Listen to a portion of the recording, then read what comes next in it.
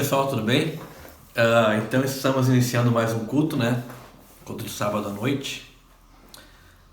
Vamos iniciar então fazendo uma oração. Pai, nós te louvamos, Senhor, nós te agradecemos por esta semana, Pai. Nós te agradecemos por tudo que nós temos vivido, Pai, mesmo em tempos difíceis, meu Deus. Mesmo em tempos, Pai, onde nós talvez estejamos perdendo as pessoas que amamos, Pai. Talvez estejamos perdendo coisas no meio dos nossos dedos, Pai, escoando como areia. Pai, nós confiamos em Ti. Nós declaramos, Pai, que nossa confiança, que nossa fé, ela está depositada em Ti, Pai. E nesta noite, eu te peço, meu Deus, fala conosco mais uma vez, assim como o Senhor sempre tem feito, Pai, através das pregações dos nossos irmãos, Pai. Nós te pedimos falar conosco nesta noite. Te peço se algum atrapalho há, Pai, neste momento agora que os teus filhos, Pai, que meus irmãos possam focar na tua palavra e prestar atenção naquilo que o Senhor quer falar. Senhor, fala conosco, Espírito Santo, nesta noite.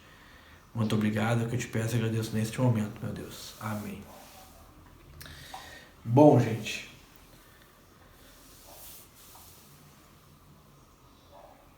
como é que foi a semana de vocês? Semana foi meio complicada, né? A gente teve bastante coisa que nos machucou bastante. Tivemos irmãos que perderam entes queridos. Tivemos muitas dificuldades nessa semana. E agora voltamos mais uma vez, estamos aqui, digamos que prontos para ouvir, né? Eu sempre, ultimamente, na realidade, eu tenho me esforçado para, quando a gente ouve a palavra de Deus, para que quando eu ouço a palavra de Deus, eu esteja pronto para ouvir. E a gente está aqui disponível, pronto para ouvir o que Deus quer falar conosco. Então eu te convido nessa noite a prestar atenção, né? Eu acabei de fazer um pedaço da pregação e verifiquei que a câmera não estava filmando, então acabei indo para o início de novo. Mas Deus sabe de tudo, está tudo no controle dele. Pessoal, eu queria falar com vocês esta noite sobre luta. E eu queria te perguntar e pedir para você já ir pensando aí com os seus botões, né? Qual é a tua luta? Qual é a nossa luta? Quem é o nosso inimigo? Talvez essa pergunta ela seja rapidamente respondida por alguns cristãos ou por muitos cristãos, falando: nosso principal inimigo é Satanás.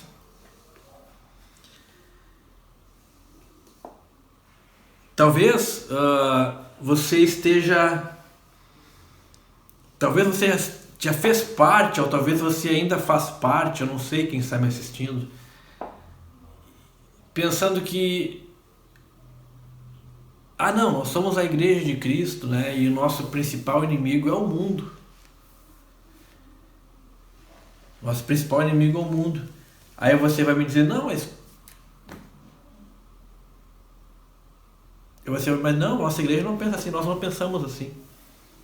Mas talvez você pense, por exemplo, quando um amigo teu lá do serviço, por exemplo, ou da escola, fala assim: poxa, ontem à noite nós fomos lá na esquina, né? Fizemos um trabalho. Eu nem sei como é que funciona esse tipo de coisa, gente. Mas fizemos um trabalho para que aquela rua seja não sei o que, blá blá blá. E você dentro de você pensa assim: poxa, que isso? Tá amarrado. E você, não estou dizendo que esteja errado isso, mas você naquele momento já começa a olhar para aquela pessoa como um adversário, porque ela tem uma fé diferente de você. Eu não estou dizendo que vocês estão do mesmo lado, mas não estar no mesmo lado não significa ser um adversário. Talvez você já viveu alguma situação, por exemplo, de igrejas sendo adversárias uma das outras. Porque a minha igreja ela diz que a gente precisa fazer isso, aquilo outro, o caminho para Deus é aquele, não sei o quê, e é Cristo, mas eu preciso fazer isso, aquilo, agora a igreja B não faz isso, e por ela não fazer isso, ela já está indo a passos largos para o inferno. E aí, de certa forma, você exclui aquelas pessoas e você coloca ali um muro e você diz: nós somos adversários, nós somos de lados opostos, nós somos talvez até inimigos, porque não somos a mesma denominação. E às vezes a gente gasta bastante tempo com esse tipo de luta. Talvez hoje a gente vive num país, na realidade eu não quero entrar, vou me esforçar ao máximo para não falar de pandemia, já falei, né? Mas enfim, a gente vive num país onde nós temos um presidente que se intitula cristão e existe um grande apoio da massa evangélica do país, né? Para a pessoa do presidente. Não quero entrar em debates políticos, em assuntos políticos, esse não é o meu foco. Mas daqui um pouquinho você vai me dizer que aquela pessoa que não apoia o presidente já está em um outro lado, ele já é um inimigo do presidente, já é um inimigo de Deus, e aí você, não, só um pouquinho não. Ou você pensa ao contrário, não, esse presidente é totalmente errado, e aí você começa a travar lutas que não são talvez as lutas que nós precisamos travar, ou a luta que nós precisamos travar. Qual é a nossa luta? Qual é a tua luta? Qual é a nossa luta? Então eu queria te convidar para te abrir comigo a palavra. Lá em Efésios 6. Efésios 6, no versículo 12.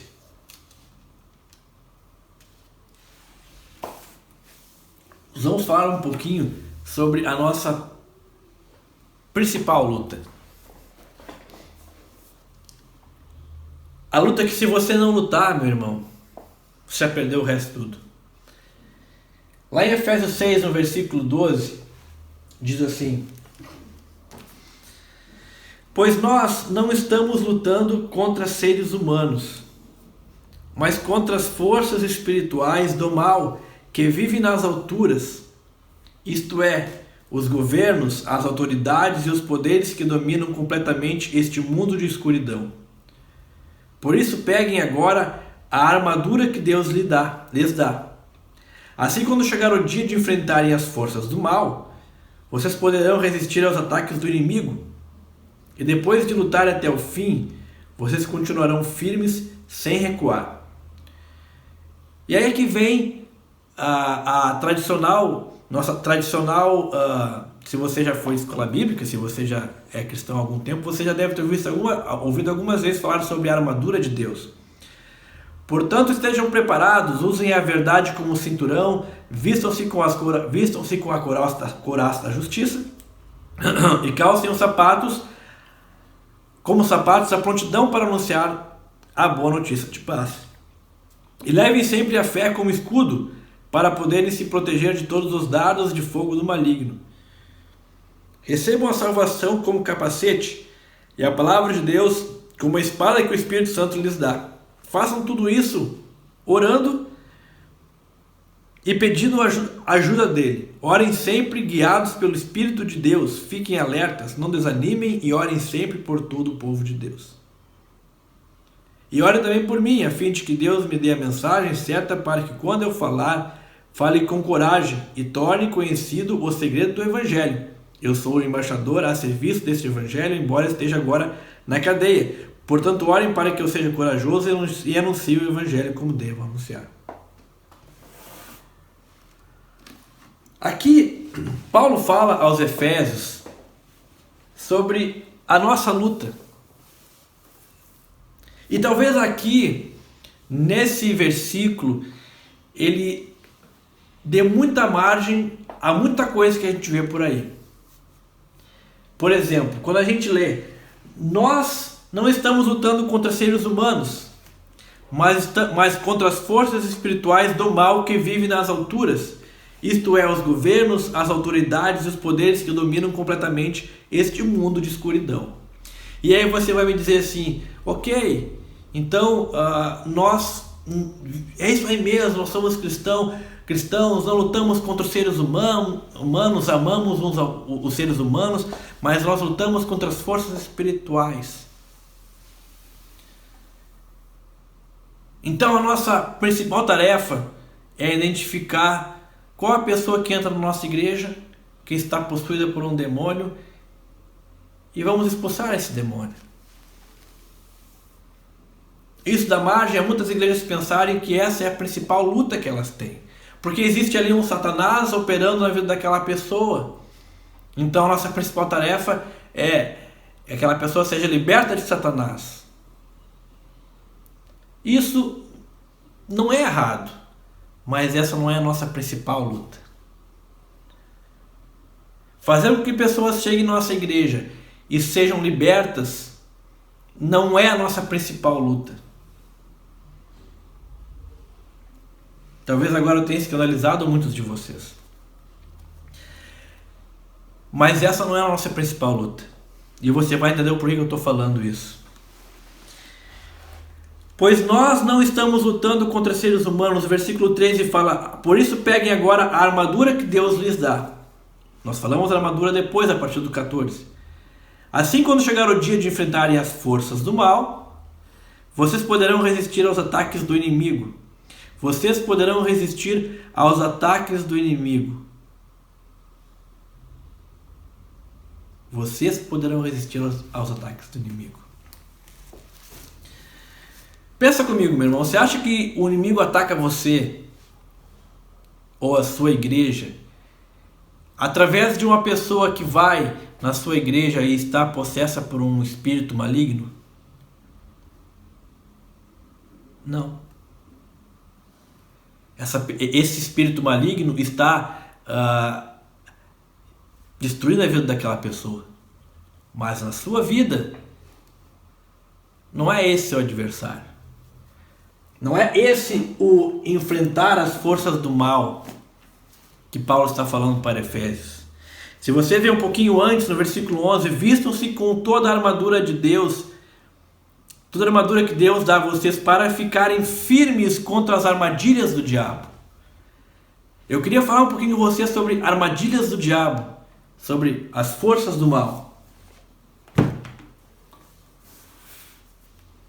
Resistir aos ataques do inimigo com a armadura de Deus.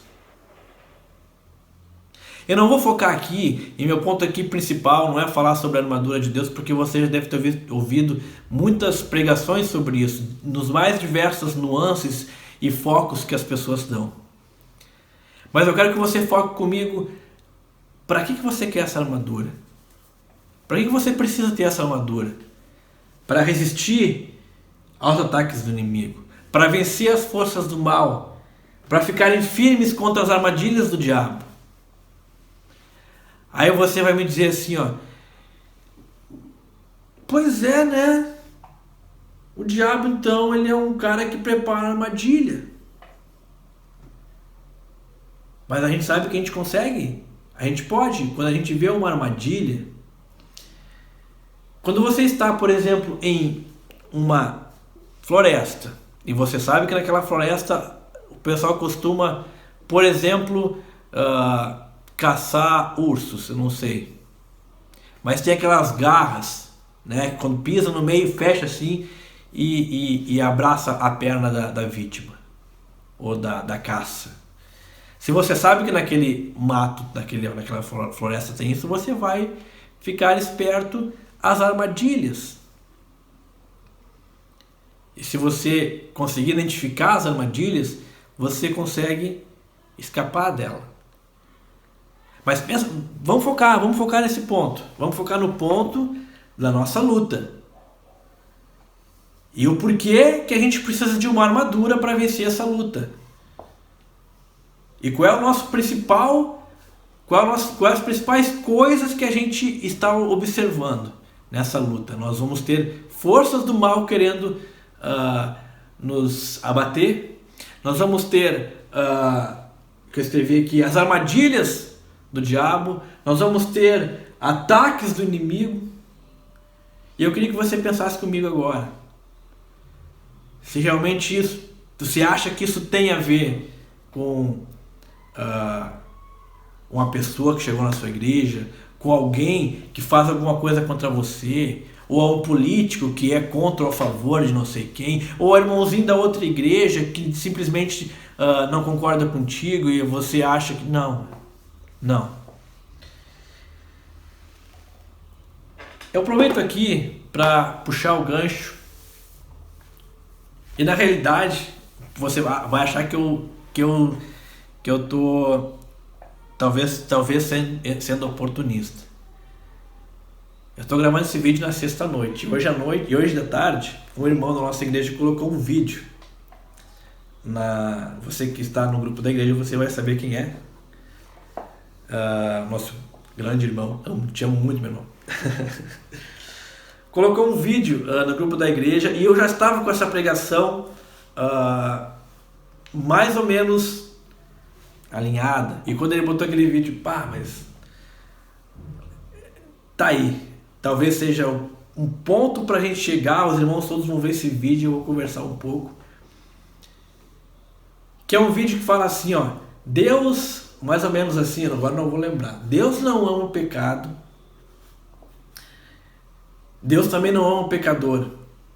E ele fala ali com relação a uma máxima ou a um dito que é dito nas igrejas, Deus não ama o pecado, mas ele ama o pecador.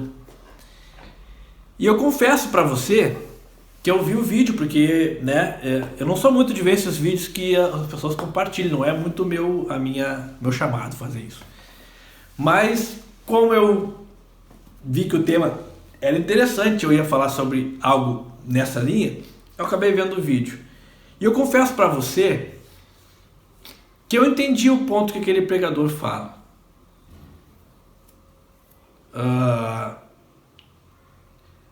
Não estou dizendo que eu concordei com 100% do que ele fala, mas eu entendi o que ele fala. Eu entendi o que ele quis dizer.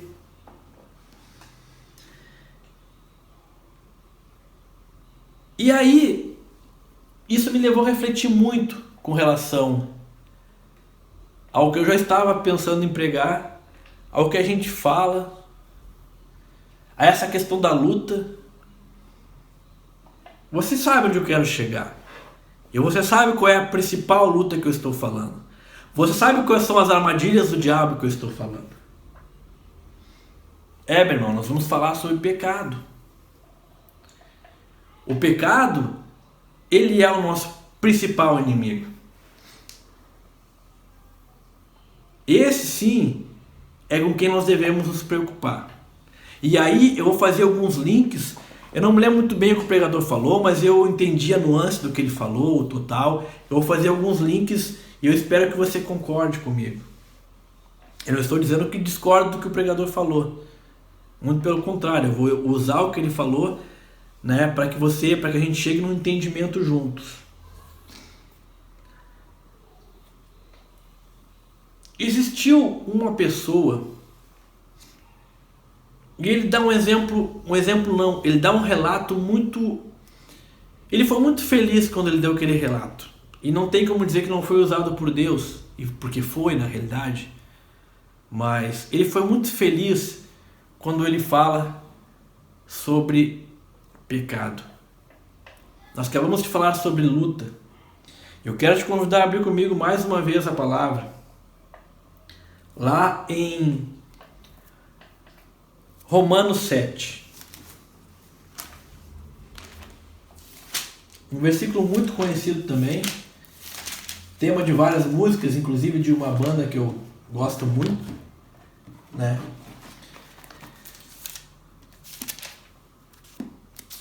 Romanos 7, versículo 14. A luta interior. Estamos falando sobre luta, Então nós vamos falar sobre a luta interior. Antes de falar, eu queria dizer para você uma questão, um comportamento que ele, digamos, é uma regra. Não é uma regra, nem uma lei, mas é como se fosse, Sabe a gravidade? As coisas estão aqui, e quando você larga, ela cai porque existe, vai cair porque existe gravidade. É uma coisa que é assim, amados. Eu vou falar para vocês porque é assim. A gente sempre começa a fazer as coisas do início. É isso que eu estou falando, é isso que eu quero falar. A gente sempre começa a fazer as coisas do início. Não tem como fazer uma casa sem alicerce. Não tem como eu fazer uma parede começando pelo reboco, sem antes ter uma fundação, tijolos com assentados, por exemplo, se for de alvenaria, né? Aquele chapisco, reboco, não tem como pintar um reboco que não existe. Coisas, elas sempre começam de um início e vão indo para fora. Existe um pensamento nas empresas que fala assim: a gente precisa pensar fora da caixa. Tudo bem? Eu acredito que a gente precisa pensar fora da caixa, mas garante que o que está dentro da caixa está certo. Garante que você sabe o que está dentro da caixa. Senão, pensar fora da caixa é piada. Eu quero dizer com isso, não adianta a gente achar que a nossa luta é contra com quem pensa diferente da gente. Não adianta a gente achar que a nossa luta é contra o irmãozinho não, né? Mas a pessoa lá da crença diferente, que às vezes pode talvez até nos trazer algum tipo de afronta à nossa fé. Tem coisas, meu irmão, que a gente olha assim: poxa, mas isso aí afronta diretamente a minha fé. Tem coisas que eu olho assim sabe, por exemplo, eu vou citar uma coisa para vocês agora aqui, eu não me lembro, não sei a fonte, enfim, mas algumas coisas do tipo, o carnaval lá foi crucificado Jesus, esses polêmicos que eu não gosto muito de acompanhar. Ou então ele foi lá e debochou claramente de Deus, de Cristo no carnaval, ou na televisão, ele fala abertamente contra Cristo. São coisas que, sabe, muitas vezes ele quer agredir a nossa fé. Mas isso é o fora da caixa. Não adianta eu pensar que esse é o meu inimigo, porque não é. Existe uma luta interior, e essa luta que nós vamos falar, e Paulo foi muito feliz quando trouxe esse relato da luta interior. Paulo está falando para os romanos. Ora, quem eram os romanos nessa época? Que era quem assolava o povo de Israel, os judeus. Os romanos eram quem comandava toda aquela região. Os romanos eram aqueles que estavam até perseguindo os cristãos também. E essa carta aqui é aos romanos que se converteram, aos romanos que precisam entender muitas coisas com relação a fundamentos de fé. E aqui Paulo fala sobre a luta interior, falando assim no versículo 7, capítulo 7, versículo 14 de Romanos, diz assim: sabemos que a lei é divina, mas eu sou humano e fraco, e fui vendido ao pecado para ser escravo. Eu não entendo o que faço, pois não faço o que gostaria de fazer. Pelo contrário, faço justamente aquilo que eu odeio. Se faço o que não quero, isto prova que reconheço que a lei diz o que é certo. E isso mostra que, de fato, já não sou eu quem faz isso, mas o pecado que vive em mim é que faz. Pois eu sei que aquilo que é bom não vive em mim, isto é, na minha natureza humana. Porque, mesmo tendo dentro de mim a vontade de fazer o bem, eu não consigo fazê-lo. Pois não faço o bem que quero, mas justamente o mal que eu não quero fazer é o que eu faço. Mas se faço o que não quero, já não sou eu quem faz isso, mas o pecado que vive em mim é que faz. Assim, eu sei que o que acontece comigo é isto: quando quero fazer o que é bom, só consigo fazer o que é mal. Dentro de mim eu sei que gosto da lei de Deus, mas vejo uma lei diferente agindo naquilo que faço. Uma lei que luta contra aquela que a minha mente aprova. Ela me torna prisioneiro da lei do pecado que age no meu corpo. Como sou infeliz! Quem me livrará deste corpo que me leva para a morte? Só um pouquinho, pessoal. Foi ali garantir que a gente está realmente filmando, né? Porque sabe como é que é. Gente, luta interior. Aqui Paulo fala, e se você for contar as vezes que ele fala eu não consigo, eu sei, eu não faço o bem que quero. Paulo está dizendo aqui, e na realidade pode parecer que Paulo joga a culpa sobre o pecado, né? Mas não. Paulo ele reconhece que a natureza dele é pecaminosa. Paulo ele reconhece, e essa é a principal luta a ser travada, de que Paulo reconhece que a natureza que vive nele é uma natureza pecaminosa. E trazendo aquele vídeo que o pastor esse lá pregou, né? Eu entendi o que ele disse, mas eu queria trazer um ponto de vista para você, que Deus ama o pecador, mas o pecador que luta e o pecador que é inconformado. Todos somos pecadores. Todos estamos, a gente sempre fala isso. Todos estamos, pois todos pecaram e destituídos estão da glória de Deus, da presença de Deus. Todos pecaram. Todos estão sob a mesma condição pecaminosa que Adão e Eva estrearam lá no jardim. Já falamos bastante, repetidamente sobre isso, né? Alguns dias atrás eu estava conversando com minha esposa e falei assim para ela: o fato de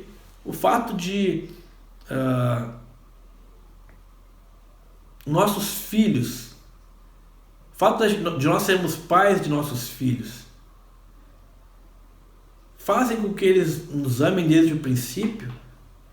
Ou são as coisas que eles vão vendo a gente fazer por eles, a convivência, o quanto a gente se doa por eles, que vai gerando amor no coração deles? E aí minha esposa, eu acredito que, né, a gente vai convivendo com eles, a gente tá de mamar, a mulher, né, o homem vai lá e usa a mamadeira, né, tenta, né, porque é difícil, se doa para a criança, e a criança vai entendendo, poxa, aqui é o meu lugar de amor, alguém está se doando por mim. E aí a criança reconhece. Tanto é que nós temos inúmeras histórias de pessoas que foram adotadas na infância e por algum motivo a família não conta para ela e ela fica a vida inteira achando que é os pais e ama como se fosse pai biológico. E eu estava comparando isso com minha esposa, né? Poxa, então o fato de Adão e Eva ter sido criados por Deus talvez não tenha gerado neles um amor por Deus. E aí eu fiquei refletindo sobre isso, amados. E aí entra naquilo que a gente conversa às vezes sobre Deus ter planejado que o homem fosse, na realidade, que o homem pecasse realmente, entrasse numa condição de pecado para entender quem realmente ama ele, dando seu próprio filho para morrer em seu lugar. Até porque a palavra diz que Cristo já estava crucificado desde a criação do mundo. Então olha só, natureza pecaminosa, nós estamos nessa natureza. E Paulo aqui fala sobre ser um pecador e alguém que não consegue por suas próprias forças fazer coisas boas. Porque por natureza é pecador. Todos numa mesma condição. Ok, estamos todos numa mesma condição. Mas o que vamos fazer nessa mesma condição? O que vamos fazer estando nessa condição? aí começam a ser divididos. Aí começam a ser, digamos, peneirados, não sei como você quer falar isso. Mas o estar numa mesma condição é fato. O que vamos fazer a partir disso é aí que começa a história de cada um. É aí que começa onde a gente decide fazer ou não fazer, ser ou não ser, se entregar ou não se entregar. Você concorda comigo que se você estiver numa ilha, você e mais 5 pessoas, uns podem sair nadando, outros podem ficar ali, outros podem, não sei. A condição era a mesma, mas as atitudes são diferentes. E uma coisa que eu vejo aqui na fala de Paulo é que, primeiro, ele é um pecador que entende que existe uma luta. Ele é um pecador inconformado com a condição de pecador. E é isso, meus amados, que a gente precisa entender. Naquele vídeo o pastor fala, o pecado na realidade na vida de um cristão, não sei se ele falou crente ou cristão, eu não gosto da palavra crente. Crente para mim é a sopa quente, quando a gente come, né? Que um cristão ele pode, o pecado para ele é um acidente. Tá, ok, tudo bem, o pecado é um acidente. Pode ser, eu não estou aqui para analisar isso aí. E como eu falei, entendi o que o pastor disse, não estou aqui criticando, né? Mas uma questão muito importante é que o cristão, ele é alguém que entende que é pecador, mas ele é alguém inconformado com isso. Ele é alguém que ele sente vergonha de falar isso. Você sente vergonha de falar que é pecador? Você tem vergonha disso? Ou você simplesmente fala isso de uma maneira talvez a se colocar em uma posição confortável? Não! Gente, poxa, todo mundo é pecador, né? Fazer o quê? Tá todo mundo... tá aí, o Leandro tá falando, já está em uma condição. Eles já falam toda hora que a gente está numa condição de pecador. O que eu vou fazer? Já está determinado. Eu nasci assim, Gabriela, né? Aquela música. Gente, nós precisamos ter vergonha de falar que nós somos pecadores, de reconhecer que somos pecadores. Nós precisamos ser inconformados com isso. E quando eu falo inconformado, não é a questão, agora eu vou entrar em depressão. Não. Nós precisamos entender nesta luta e reconhecer que nós somos pecadores, mas nós não gostamos dessa condição. Se você usa a condição de pecador para justificar o seu pecado, você está gostando de ser pecador. Deus ama o pecador. Eu acredito que é um pecador, aquele pecador que luta e aquele pecador que é inconformado. A nossa principal luta, meus queridos, é contra o pecado. A nossa principal luta, e você vai falar, poxa gente, como vocês falam sobre esse negócio de pecado? Gente, se nós entendermos, meus irmãos, que nós precisamos lutar contra o pecado, nós vamos entender, se nós entendermos que nós somos pecadores e que nós não aceitamos essa condição, nós vamos entender a dinâmica do Evangelho, a essência do Evangelho. Porque alguém morreu por nós e esse sacrifício ele já está feito. Nós precisamos apenas apertar o botão e aceitar esse sacrifício sobre nossa vida. Só que se apertar o botão demanda algumas coisas. E uma delas é, nós somos pecadores, mas nós não gostamos dessa condição. Nós temos vergonha dessa condição e nós vamos lutar essa luta interior. Eu parei no ponto porque eu queria que você repetisse comigo o versículo 24. Como sou infeliz!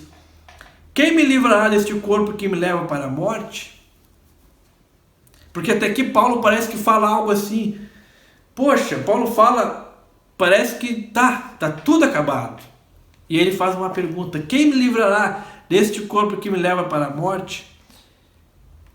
Que Deus seja louvado, pois Ele fará isso por meio do nosso Senhor Jesus Cristo. Uau! Portanto, esta é a minha situação. No meu pensamento eu sirvo a lei de Deus, mas na prática sirvo a lei do pecado. Gente, quando ele fala sobre prática, é quando nós confiamos na nossa própria força. Quando nós praticamos que nós podemos vencer o pecado. Mas nós não conseguimos vencer o pecado. E quem venceu o pecado por nós foi Cristo.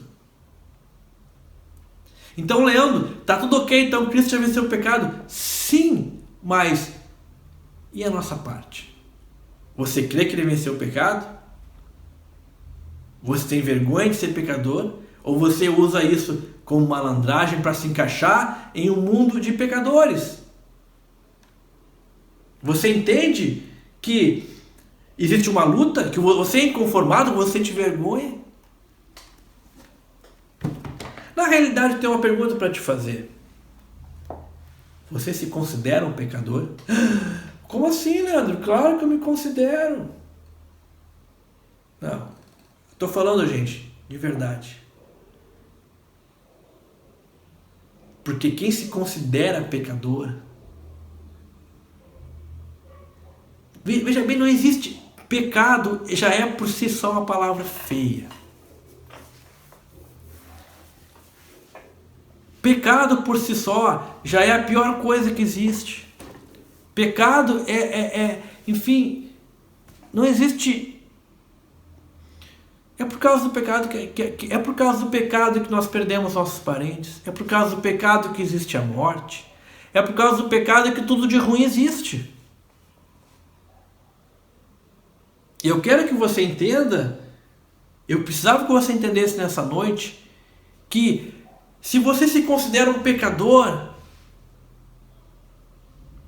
de fato, as outras coisas que eu falei, elas caminham juntas. Quem se considera um pecador é uma pessoa que sente vergonha dessa condição.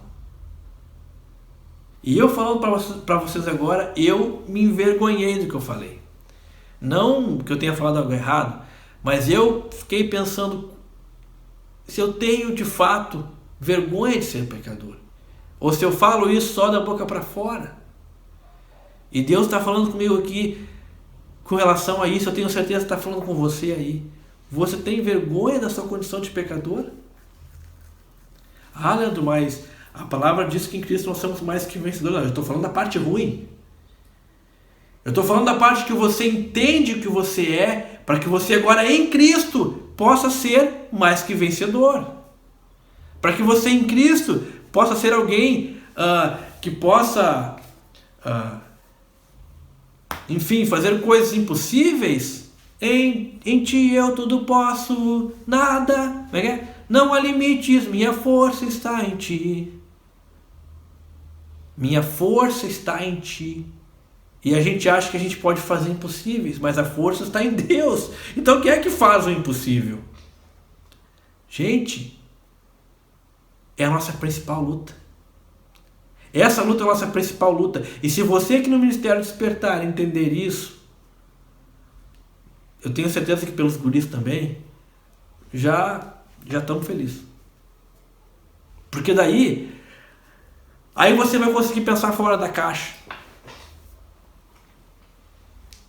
Aí você vai conseguir pensar mais além, quando você entende que você é pecador, quando você é inconformado com essa condição, e quando você sabe que em Cristo você sim tem a vida eterna, e em Cristo, e aí eu entendo e faço um gancho com o que aquele pastor falou. Realmente, Deus não é pecador. Porque em Cristo, quando nós estamos em Cristo, nós não somos pecadores. Mas nós estamos em Cristo. Nós temos confiado em Cristo a ponto de sentir vergonha do nosso eu pecador e sim querer viver um eu espiritual em Cristo. Onde Cristo agora é o dono da minha vida, onde Cristo agora é quem controla a minha vida, não sou eu mais quem vivo, mas Cristo vive em mim. Ora, se Cristo vive em mim, como é que eu vou continuar uma vida de pecados? Gente, para encerrar, eu sei que eu li já 3 ou 4 passagens, não 2, né? Para encerrar, eu queria ler, e na realidade foi esse versículo onde eu estava já há algum tempo querendo falar sobre, né? Mas eu acabei que eu encerrei com ele. Vou encerrar com ele. Lucas 18, versículo 9. Lucas 18, versículo 9. A famosa passagem do fariseu e do publicano, o cobrador de impostos. Jesus também contou esta parábola para os que achavam que eram muito bons e desprezavam os outros. 2 homens foram ao templo para orar. Um era fariseu e o outro cobrador de impostos.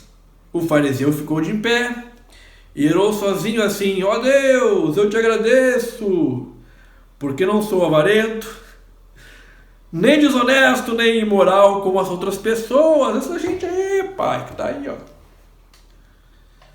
Agradeço também porque não sou como este cobrador de imposto aí, pecador. Desculpa, gente, vou ter que botar um pouquinho de emoção aqui, né? Porque é justamente assim que eu penso.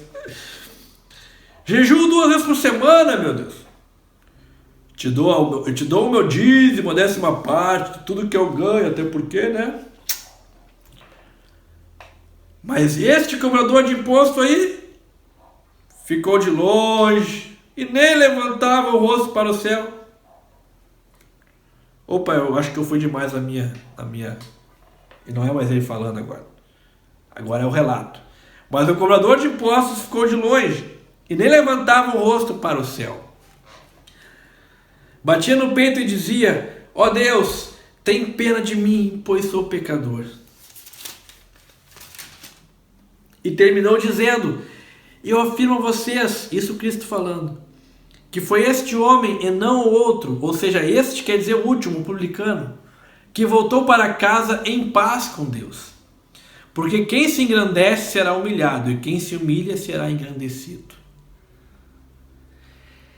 Geralmente a gente ouve bastante isso nas igrejas, né? Ah, quem se humilha será exaltado, quem se exalta será humilhado.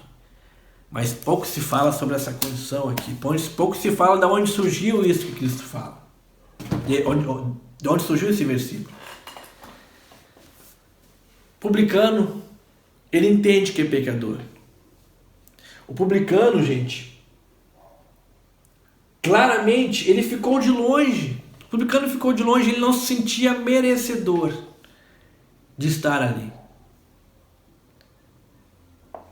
O publicano não conseguia nem mesmo levantar o rosto para o céu, porque imagino eu, na cabeça dele, o céu, ele não tinha merecimento de olhar falando direto para Deus. Imagino eu na cabeça dele. Ele sentia vergonha. Ele se envergonhava da situação dele, do pecado dele. E eu junto esse versículo com o de Paulo e digo assim, já encerrando: essa é a nossa principal luta. Nós precisamos ser pessoas que entendem a condição de pecador, que entendem que Cristo não ama um pecador que não se arrepende. Não ama o pecado e não realmente, aí falando sobre o vídeo, não vai amar um pecador que não reconhece seu pecado. Aliás, a maneira mais correta, a maneira mais apropriada, aí digamos, a única maneira que nós temos de chegar a Deus é através de Cristo. E para chegar a Cristo nós precisamos o quê? Reconhecer que somos pecadores. Então nós não temos como chegar a Cristo ou a Deus sem reconhecermos que somos pecadores. E quando eu falo em reconhecermos que somos pecadores, você me entende, eu falei lá atrás sobre isso. E aí eu te pergunto novamente, você reconhece que você é pecador? Porque se você reconhece, meu irmão, você sente vergonha disso.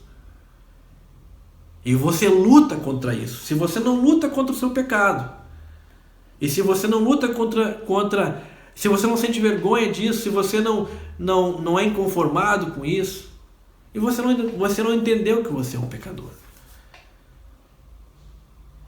E se você não, e quando você entende que você é pecador, que você é inconformado, e que você sente vergonha, e você para e pensa, e agora o que eu faço? Agora, quando você pensa assim, você reconhece que é pecador, você sente vergonha, você é inconformado com esse pecado. Agora você faz o quê? É agora que você não faz mais nada. Porque daí Cristo fez por você na cruz. Então você entende que o sacrifício de Cristo foi feito, mas que existe um botão a ser apertado. E uma vida a ser vivida, onde nós olhamos para Cristo e seu sacrifício e nós reconhecemos de fato que nós somos pecadores. E isso nos gera vergonha, mas uma vergonha que vai, lá no final, fazer com que nós tenhamos paz. Voltou para casa em paz? Podemos dizer, voltou para casa em paz com Deus, foi para o céu em paz? Ou morreu em paz? Amém? Espero que você tenha entendido. Nossa principal luta, meus queridos, é contra o pecado. Que essa palavra possa falar ao coração de vocês. Eu confesso que não era bem isso que estava alinhado, mas eu gosto muito quando a coisa acontece assim, porque daí não foi só da organização, mas Cristo foi falando, o Espírito Santo foi falando conosco, né? E confesso que eu fiquei, de certa forma, até constrangido com relação a tudo que eu falei. Espero que Deus possa fazer uma obra no nosso coração, na nossa vida, e que nós sejamos uma igreja de pessoas que reconhecem que são pecadoras, mas que não são escravas do pecado, mas que são pessoas inconformadas com o seu pecado, e que sentem vergonha do seu pecado, mas que sabem que em Cristo toda vergonha é destruída, todo pecado é destruído, e nós somos em Cristo glorificados. Amém? Vamos orar então para nos despedir, né? Amanhã temos mais o nosso culto de domingo. Nós convidamos você para se organizar aí, faz tudo que você tem para fazer, gente. 7h30, para na frente do YouTube e acompanha com a gente o louvor e a pregação, que eu tenho certeza absoluta que Deus vai falar contigo novamente. Amém? Pai, nós te louvamos esta noite, muito obrigado por esta palavra. Deus, eu sei que tu falou o coração dos meus irmãos, porque tu falou comigo, Pai. Eu tenho certeza que o teu Espírito Santo agora está testificando no coração de cada um. Pai, muito obrigado por isso. Muito obrigado por esta igreja, Pai, que tem se preocupado, meu Deus, em ir para a tua palavra e realmente buscar nela a fonte de vida, Pai. Sabemos que tu és a fonte de vida, mas a tua palavra, Pai, nela está para nós a vida. Muito obrigado, meu Deus, por tudo isso. Nós te louvamos por esta igreja e por nossos irmãos. Nos dê uma semana, Pai, abençoada, Pai. Uma semana de boas notícias, Pai. Se for uma semana de más notícias também, o que importa para nós, Pai, é estarmos contigo, Pai. Fortalece a nossa fé mais uma vez, a cada dia, meu Deus. Muito obrigado. Amém. Boa noite, gente. Deus abençoe a sua vida.